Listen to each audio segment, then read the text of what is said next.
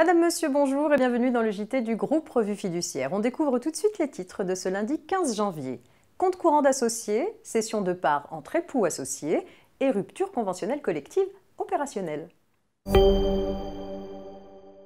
Et c'est un point compte courant d'associés qui ouvre ce JT.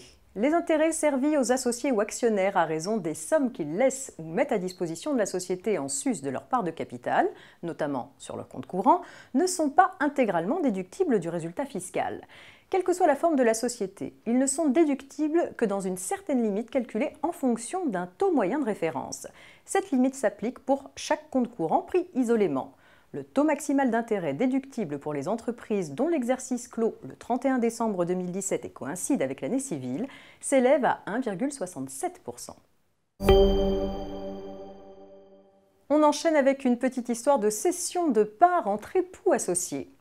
Des époux, mariés sous le régime de la séparation de biens, sont associés d'une SCI. En 2004, l'épouse cède des parts de la SCI à son mari. 6 ans plus tard, Madame demande en justice l'annulation de la vente en faisant valoir que le prix était dérisoire. Trop tard, répond le mari. Plus de 5 ans se sont écoulés depuis la vente, l'action en annulation est donc prescrite. Cet argument est rejeté par la Cour de cassation. En effet, les délais de prescription sont suspendus entre époux. Ainsi, le délai de prescription de l'action en nullité d'une vente de parts entre époux associés d'une SCI ne court pas durant le mariage. La rupture conventionnelle collective opérationnelle, pour terminer. Les ordonnances Macron du 22 septembre dernier ont créé la rupture conventionnelle collective qui permet aux entreprises d'organiser des guichets de départ volontaire dans le cadre d'un accord collectif validé par l'administration.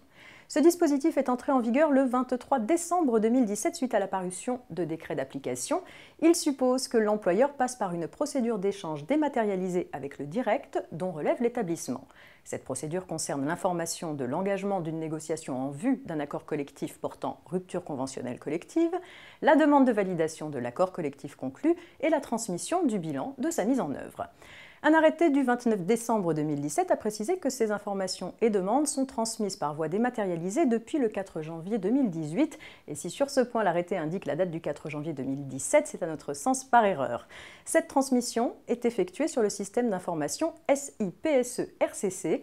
En pratique, c'est le portail internet officiel dédié au plan de sauvegarde de l'emploi et aux ruptures conventionnelles collectives. Si des procédures ont débuté avant le 4 janvier, les envois ont pu être réalisés par tout moyen permettant de donner une date certaine aux démarches effectuées.